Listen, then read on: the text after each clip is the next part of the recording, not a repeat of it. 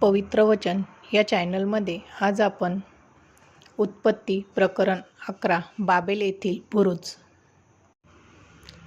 जलप्रलयानंतर पृथ्वीवरील सर्व लोकांची एकच भाषा व एकच बोली होती. लोक पूर्वेकडून पुढे निघाले तेव्हा जाता जाता शिनार देशात त्यांना एक मोठे मैदान लागले आणि मग तेथेच वस्ती केली. लोक म्हणाले, चला आपण विटा करू व त्या विस्तवात भाजू, म्हणजे त्या खूप कठीण होतील. तेव्हा लोकांनी घरे बांधण्यासाठी दगडाऐवजी विटा आणि चुन्याऐवजी डांबराचा उपयोग केला. मग लोक म्हणाले, चला आपण आपणासाठी नगर बांधू आणि आकाशाला भिडणारा उंच उंच बुरुज बांधू. असे केले तर मग आपण नावाजलेले लोक होऊ व आपण पांगले जाणार नाही, तर एके जागी एकत्र राहू. परमेश्वर ते नगर व तो उंच बुरुज पाहण्यासाठी खाली आला. लोक ते बांधित आहेत असे परमेश्वराने पाहिले. तेव्हा परमेश्वर म्हणाला, हे सर्व लोक एकच भाषा बोलतात आणि हे बांधणीचे काम करण्यासाठी ते सगळे एकत्र जमले आहेत. ते काय करू शकतात त्याची ही तर नुसती सुरुवात आहे. लवकरच ते त्यांना जे पाहिजे ते करू शकतील. तेव्हा आपण खाली जाऊन त्यांच्या भाषेचा घोटाळा करून टाकू. मग मात्र त्यांना एकमेकांचे बोलणे समजणार नाही. तेव्हा परमेश्वराने पृथ्वीभर त्यांची पांगापांग केली. म्हणून नगर व बुरुज बांधण्याचे काम तसेच राहिले. याच ठिकाणी परमेश्वराने सर्व पृथ्वीच्या भाषेचा घोटाळा केला, म्हणून त्या नगराला बाबेल म्हटले आहे. अशा रीतीने परमेश्वराने त्या ठिकाणापासून इतरत्र पसरण्यास लोकांना भाग पाडले. शेमच्या कुळाची वंशावळ. शेमच्या कुळाची वंशावळ येणेप्रमाणे. जलप्रलयानंतर 2 वर्षांनी शेम 100 वर्षाचा झाल्यावर त्याचा मुलगा अर्पक्षद जन्मला.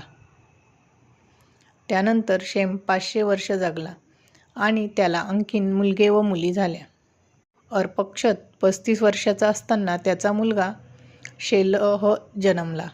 शेलहच्या जन्मानंतर अर्पक्षद 430 वर्ष जगला व त्याला आणखीन मुलगे व मुली झाल्या.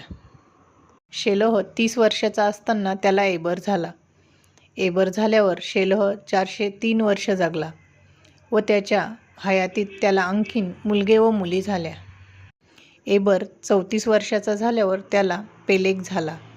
पेलेग झाल्यावर एबर 430 वर्ष जगला व त्याला आणखीन मुलगे व मुली झाल्या. पेलेग 30 वर्षाचा झाल्यावर त्याला राऊ झाला. राऊ झाल्यावर पेलेग 209 वर्ष जगला व त्याला आणखीन मुलगे व मुली झाल्या. राऊ 32 वर्षाचा झाल्यावर त्याला सरूग झाला. सरूग झाल्यावर राऊ 207 वर्ष जगला व त्याला आणखीन मुलगे व मुली झाल्या. सरूग 30 वर्षाचा झाल्यावर त्याला नाहोर झाला. नाहोर झाल्यावर सरूग 200 वर्ष जगला आणि त्याला आणखीन मुलगे व मुली झाल्या. नाहोर 29 वर्षाचा झाल्यावर त्याला तेरह झाला.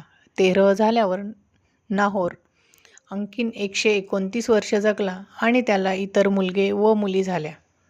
तेरह 70 वर्षाचा झाल्यावर त्याची मुलगे अब्राहम, हारान व नाहोर हे जन्मले.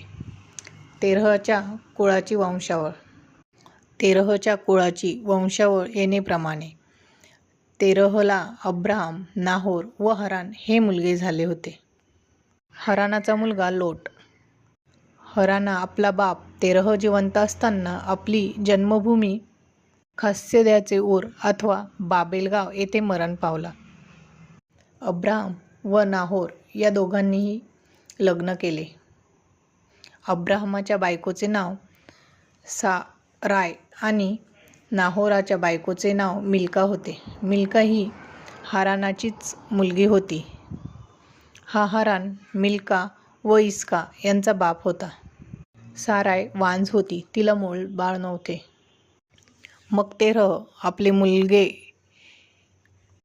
आपले कुटुंब घेऊन, म्हणजेच आपला मुलगा अब्राहम, आपला नातू म्हणजेच हारानाचा मुलगा लोट आणि आपली सून म्हणजेच अब्राहमाची बायको साराय यांना बरोबर घेऊन बाबिलोनियामधील म्हणजेच कसद्यांच्या ऊर येथून कनान देशास जाण्यासाठी निघाला आणि प्रवास करीत ते हरान शहरात आले व तेथेच स्थानिक होण्याचे त्यांनी ठरविले.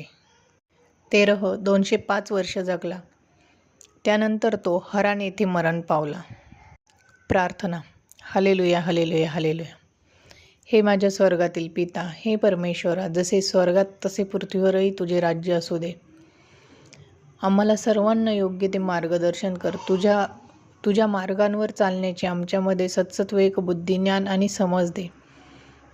जीवनाचा मार्ग तू आम्हाला दाखवलास त्याबद्दल तुझे खूप खूप धन्यवाद.